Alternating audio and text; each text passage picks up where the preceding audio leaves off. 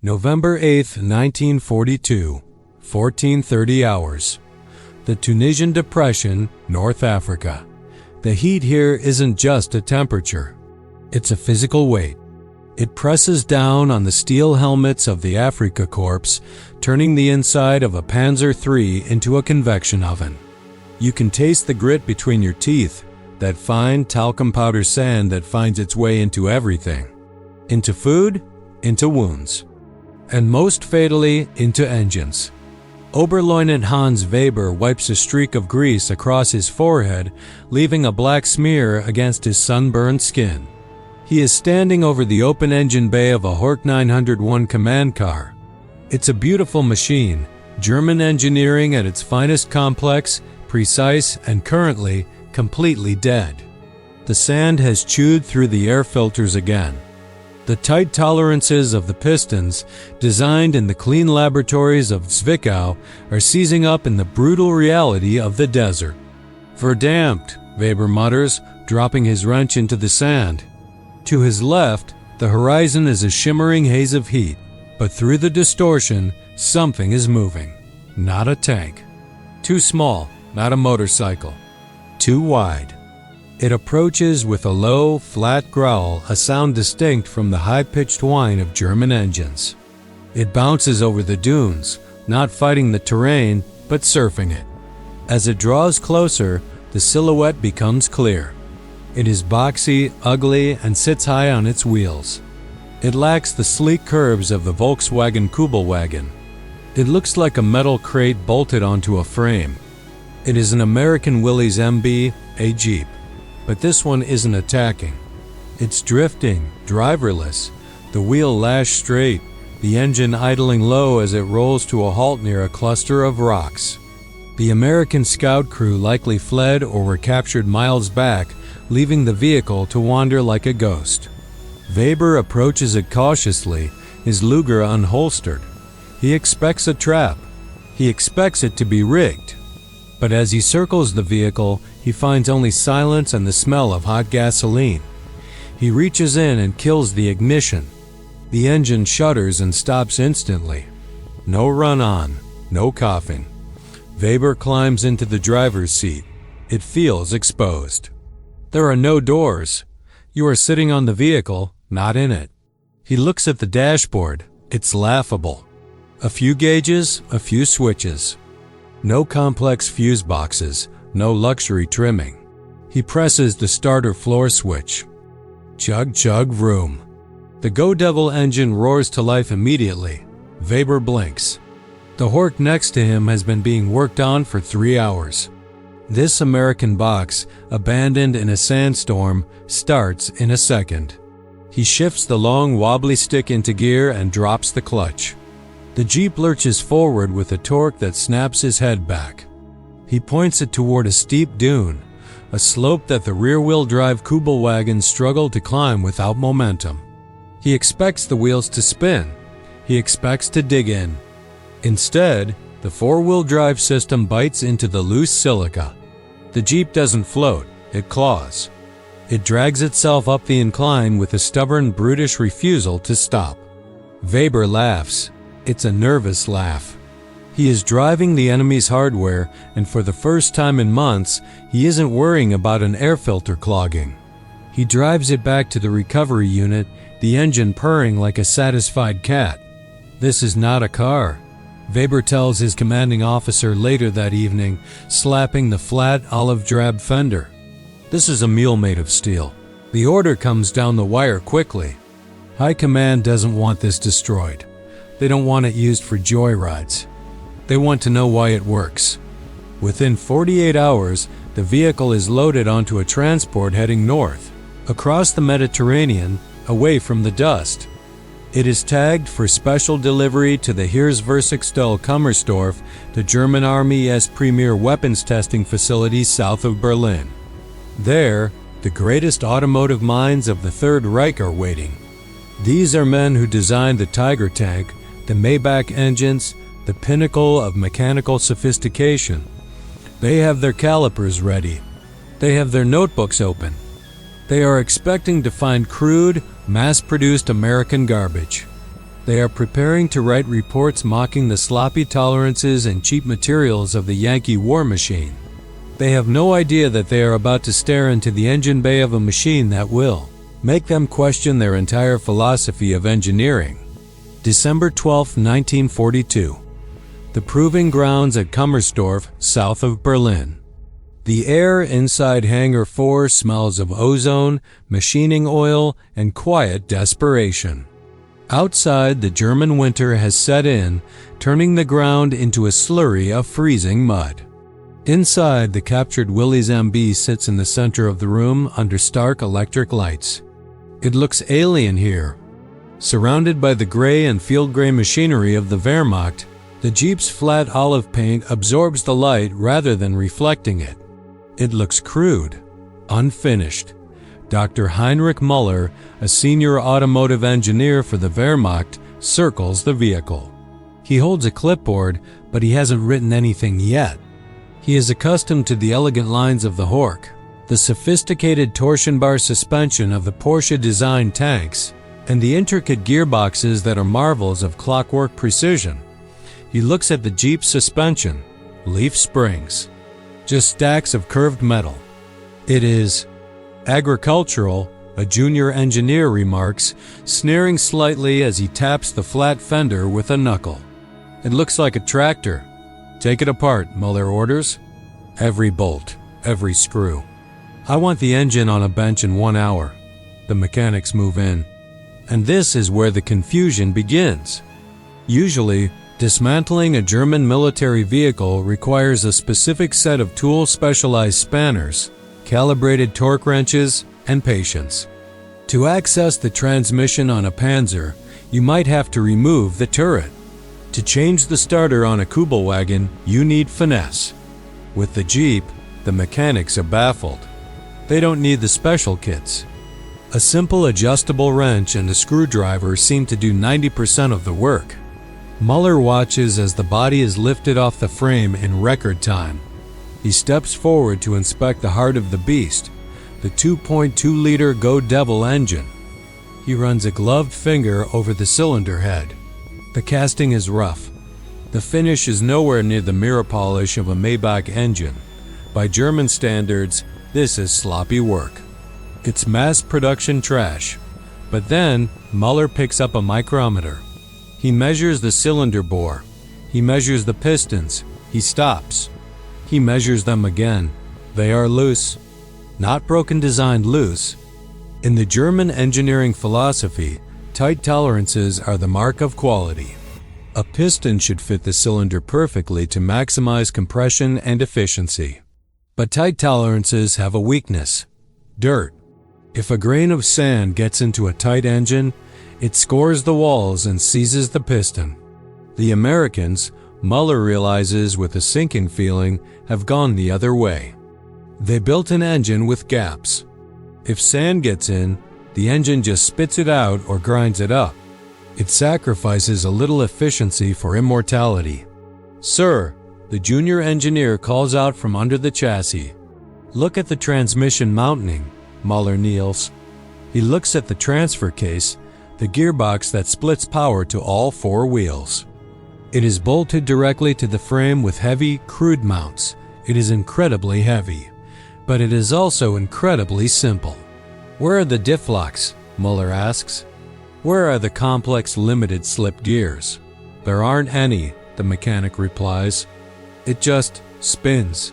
Müller stands up, wiping grease from his hands. He walks over to a disassembled Kübelwagen, the German equivalent. The Kübelwagen is a brilliant car. It is light, fuel-efficient, and air-cooled so it can't freeze, but it is 2-wheel drive. It relies on lightness to skip over mud. The Jeep is heavy. It relies on brute force to crush the mud. Müller looks at the pile of American parts. They are interchangeable. He realizes that if the alternator fails on this Jeep, you could probably bolt on an alternator from a Ford tractor or a Dodge truck and it would work. If a German alternator fails, you need that specific part from that specific factory with that specific serial number. He walks back to his desk and picks up his pen. The mockery he had planned to write dissolves.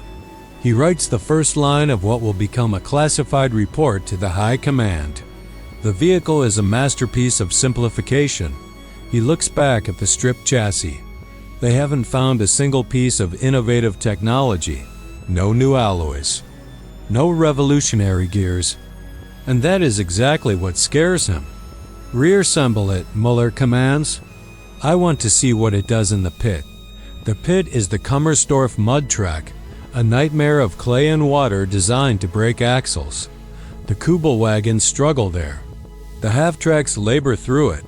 Muller buttons his coat.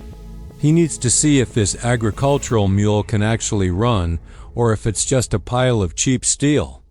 December 12, 1942, 1600 hours. The pit, Kummersdorf. The mud at Kummersdorf isn't just dirt and water. It is a carefully calibrated mixture of clay, slit, and freezing slush designed to exert maximum suction on a tire. It has claimed the axles of half-tracks. It has snapped the drive shafts of heavy trucks. Dr. Muller sits behind the thin, wire-spoke steering wheel of the reassembled Jeep.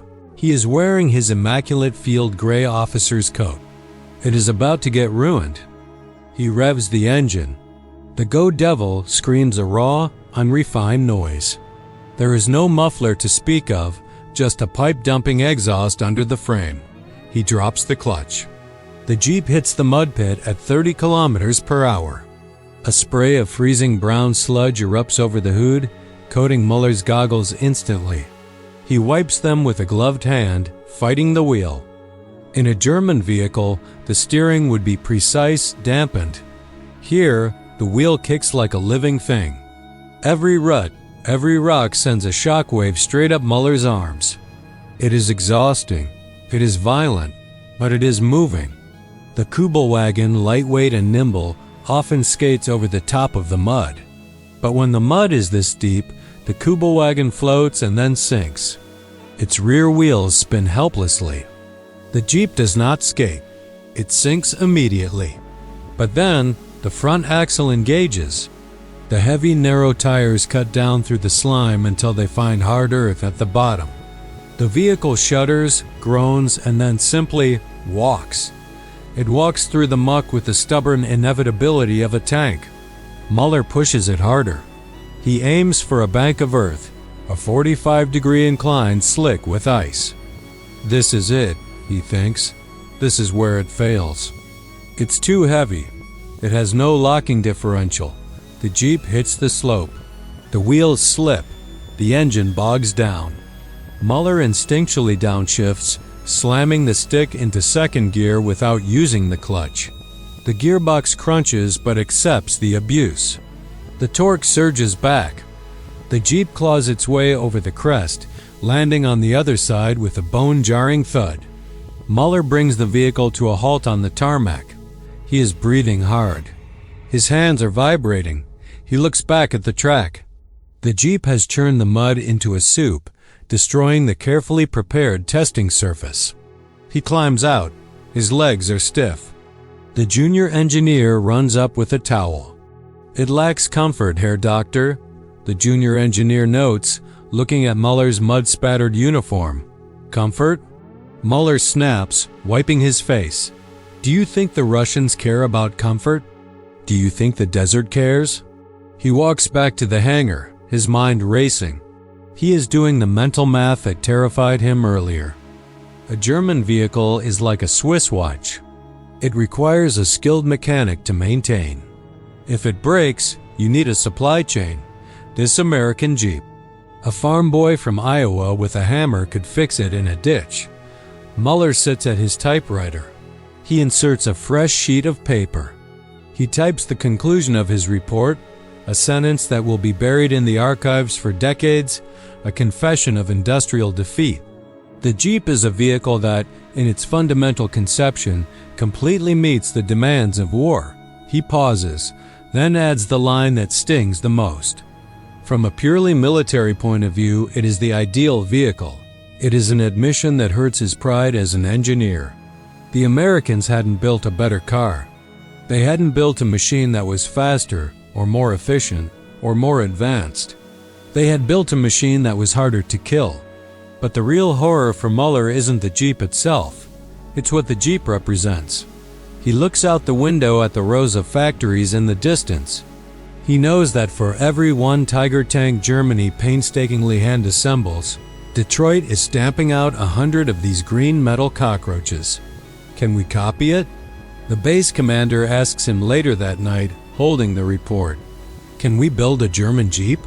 Muller laughs, a dry, humorless sound. We can build the car, sir, Muller says, but we cannot build the system that makes it, because to build the Jeep, you need rubber. You need endless steel. You need an economy that can afford to be wasteful with tolerances. Germany is starving for resources. They have to engineer their way out of shortages. The Americans? They just pour resources over the problem until it drowns. Muller pours himself a drink. He knows the war is lost. Not because of a bomb or a tactic, but because of a four-cylinder engine with loose pistons. December 18, 1944, 0800 hours, the Ardennes Forest, Belgium. 2 years after Dr. Muller wrote his report, the prophecy has come true. The war has turned. The sand of North Africa has been traded for the freezing, fog-choked forests of the Battle of the Bulge. And here, in the dying days of the Third Reich, the Willys Jeep is no longer a curiosity. It is a plague. Obersturmbannführer Otto Skorzeny, Hitler's favorite commando, stands by a roadside near Malmedy. His men are preparing for Operation Grief, a desperate mission to infiltrate Allied lines wearing American uniforms and driving captured American vehicles. They have their pick of equipment. And what do the elite German commandos choose? They choose the Jeep. Skorzeny watches as his men load supplies into the back of a captured Willys. He knows what Dr. Muller knew. The German Kubelwagons are struggling in the deep snow. Their two-wheel drive spins helplessly on the ice. The Schwimmwagons are better, but they are rare, complex, and finicky. The Jeep, however, just works. But the terror for the German High Command isn't the quality of the single Jeep Skorzeny is using. It is the quantity. By 1944, the Ford and Willys factories in America are producing one Jeep every 80 seconds. Think about that. In the time it takes a German mechanic to unbolt a transmission cover, Detroit has birthed 3 more vehicles. It is a mathematical avalanche. Dr. Muller's report had noted the simplicity of the design, but he had underestimated the scale. The Jeep was designed so that parts from a Ford-built Jeep could fit a Willys-built Jeep perfectly. It was the first true triumph of standardization. On the German side, chaos reigns. A Panzer division might have 20 different types of trucks, French Citroëns, German Opels, Italian Fiats, all scavenged, all requiring different spare parts. When a German truck breaks down in 1944, it is often abandoned. When a Jeep breaks down, an American GI simply walks to a wrecked one, unscrews a part, and bolts it on. The Jeep became the delivery system for victory. It carried generals like Eisenhower and Patton. It carried chaplains. It carried blood plasma. It carried mail. It mounted machine guns, stretched stretchers across its hood, and even ran on railroad tracks with modified wheels. It was, as the German engineers admitted, the ideal military vehicle. Not because it was comfortable, it was notorious for breaking soldiers' tailbones. Not because it was armored, it was a tin can, but because it was there, always there. May 8, 1945, Berlin. The war is over. The silence over the ruined city is deafening. Dr. Heinrich Muller walks through the rubble of the Kummersdorf testing grounds. The hangars are shattered skeletons of steel. The files, the reports, the desperate plans to build a German Jeep all burned or buried. He hears a sound. Chug chug vroom. He turns. Rolling down the debris-strewn street is a Willys MB. It is painted with a white star. It is covered in mud. One headlight is smashed. The fender is bent, but the engine is purring. 4 American G's are crammed inside, laughing, smoking cigarettes. They wave at him as they pass. Mahler watches them go. He realizes that the machine didn't just beat the terrain. It beat the philosophy of the Third Reich. The Germans sought perfection through complexity. The Americans found perfection in simplicity. The Jeep was a mule that outlasted the thoroughbreds. As the taillights disappear into the smoke of Berlin, the legacy is sealed. The Panzer is a museum piece. The Tiger is a relic. But the shape of that boxy, ugly four-wheel drive Survivor? It will evolve. It will become the Land Rover, the Land Cruiser, the Wrangler. It will define the next century of motion. The engineers were right. It was perfect.